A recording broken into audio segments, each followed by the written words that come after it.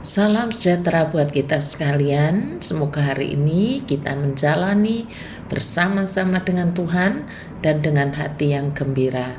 Tetapi yang tidak boleh lupa adalah mari kita bersaat teduh. Saat teduh hari ini dari Wahyu 12 ayat 10-12. Firman Tuhan berkata demikian. Dan aku mendengar suara yang nyaring di sorga berkata, sekarang telah tiba keselamatan dan kuasa dan pemerintahan Allah kita, dan kekuasaan Dia yang diurapinya, karena telah dilemparkan ke bawah pendakwa saudara-saudara kita, yang mendakwa mereka siang dan malam di hadapan Allah kita. Dan mereka mengalahkan Dia oleh darah anak domba, dan oleh perkataan kesaksian mereka, karena mereka tidak mengasihi nyawa mereka sampai ke dalam maut. Karena itu bersukacitalah hai sorga, dan hai kamu sekalian yang diam di dalamnya.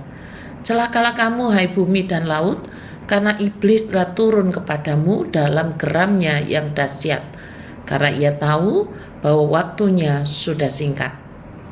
Saudara-saudara, Wahyu 12 adalah tentang akhir zaman yang sudah ada, dan Allah adalah pemenangnya. Berita ini sangat membawa penghiburan dan pengharapan bagi sekelompok orang-orang percaya pada zaman kitab ini ditulis. Karena banyak sekali orang-orang Kristen yang harus mengalami penganiayaan yang ekstrim, bahkan sampai mati. Penghiburan dan kekuatan karena iman kepada Yesus Kristus. Orang-orang Kristen yang dianiaya dengan sangat kejam itu dituduh dengan tuduhan melawan penguasa saat itu. Para penuduh atau pendakwa yang disebutkan di ayat 10 merupakan kaki tangan iblis. Sebab iblis sama dengan penuduh atau pendakwa. Iblis yang mendakwa atau menuduh orang-orang Kristen sehingga dianiaya dengan sangat kejam, bahkan sampai menemui kematiannya, adalah iblis yang sama ketika mendakwa Ayub. Salah satu tuduhan atau dakwaan iblis dan sekutu-sekutunya adalah mendakwa Ayub, mendakwa orang-orang Kristen yang setia, dan dakwaannya itu begini. Iblis mendakwa orang percaya di hadapan Allah dengan mengatakan bahwa mereka melayani Allah hanya untuk keuntungan pribadi. Ini tuduhan iblis kepada Ayub yang juga kepada orang-orang yang setia kepada Kristus. Saya perlu membacakan jawaban iblis, dan jawaban ini disampaikan dengan nada mengejek. Saudara bisa cek dalam terjemahan BIS. Lalu jawab iblis kepada Tuhan, apakah dengan tidak mendapat apa-apa Ayub takut akan Allah? Nah, itu jawabannya sambil mengejek. Orang-orang Kristen yang setia kepada Kristus tidak dapat berdebat dengan iblis.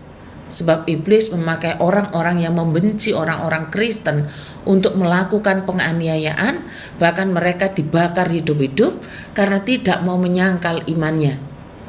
Tetapi perihal kualitas iman orang-orang kudus yang didakwa dan dituduh itu, Alkitab mencatatnya begini. Saya perlu bacakan untuk saudara dalam beberapa terjemahan. Saya sangat mempercayai kesaksian Alkitab yang merupakan kesaksian Allah sendiri. Terjemahan yang pertama dituliskan, mereka tidak mengasihi nyawa mereka bahkan sampai mati. Begitu setianya digambarkan, mereka tidak mengasihi nyawa mereka sampai mati. Kata mereka karena mereka rela mengorbankan nyawa mereka sampai mati. Mereka bersedia menyerahkan hidup mereka dan mati. Karena bahkan dalam menghadapi kematian mereka mengorbankan nyawa mereka. Apa yang Alkitab tuliskan adalah benar dan tidak ada keraguan sedikit pun mengenai kualitas iman percaya orang-orang ini. Orang-orang percaya pada abad pertama dan keluarga mereka menghadapi kematian yang mengerikan. Tetapi mereka dimeteraikan dan dilindungi oleh Allah. tetapi mereka tetap menjadi subjek penganiayaan oleh orang-orang yang tidak percaya. Iman mereka dalam Kristus lebih kuat dari ketakutan mereka terhadap kematian. Saya harus ulangi rahasianya di sini. Iman percaya orang-orang Kristen yang dituduh dan didakwa itu dalam Kristus lebih kuat daripada ketakutan mereka terhadap kematian. Inilah kemenangan terhadap kuasa iblis yang seharusnya juga menjadi rahasia kemenangan iman kita. Pada saat percaya kita dalam Kristus, maksudnya pada saat percaya dalam Kristus Yesus lebih kuat daripada segala ketakutan, bahkan kematian. Itu namanya kemenangan. Kemenangan bukan karena unggul dalam jumlah. Jumlah mereka itu sedikit di antara banyak orang. Orang-orang kudus itu menang bukan karena kekayaan mereka atau posisi sosial mereka yang tinggi. Tidak satu pun dari semuanya mereka itu tidak termasuk orang-orang yang mampu atau orang-orang kaya. Mereka menang bukan karena pengaruh mereka. Mereka tidak memiliki cukup pengaruh untuk menjauhkan mereka dari ruang bawah tanah dan penjara, apalagi untuk menyelamatkan diri mereka dari penganiayaan dan kematian. Sebaliknya, sumber utama kemenangan itu adalah darah anak domba. Mereka memperoleh kemenangan karena mereka bersedia membayar harga kemenangan. Mereka menang karena mereka tidak mencoba untuk tawar-menawar. Mereka tidak mendebat pelbagai ungkapan. Mereka tidak tawar-menawar harga.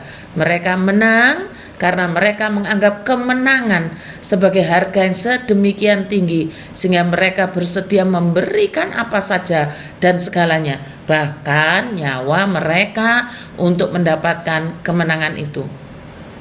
Saudara dan saya adalah milik Kristus. Sebagaimana orang-orang Kristen yang mati syahid pada kekristenan abad pertama. Kristus telah bangkit dari kematian, berarti Kristus telah menang, yang artinya kita juga menang bersama Kristus. Marilah kita lebih percaya dengan lebih kuat, dengan lebih sungguh-sungguh kepada Kristus yang menang itu, supaya kita tidak kalah dengan segala ancaman, dakwaan, dan tuduhan iblis dan sekutu-sekutunya. Marilah kita menang mulai sekarang bersama Yesus Kristus. Selamat ulang tahun Christian Adestia Jocelyn Gracia Purwanto. Doa untukmu akan saya japri. Terima kasih. Tuhan Yesus memberkati kita sekalian.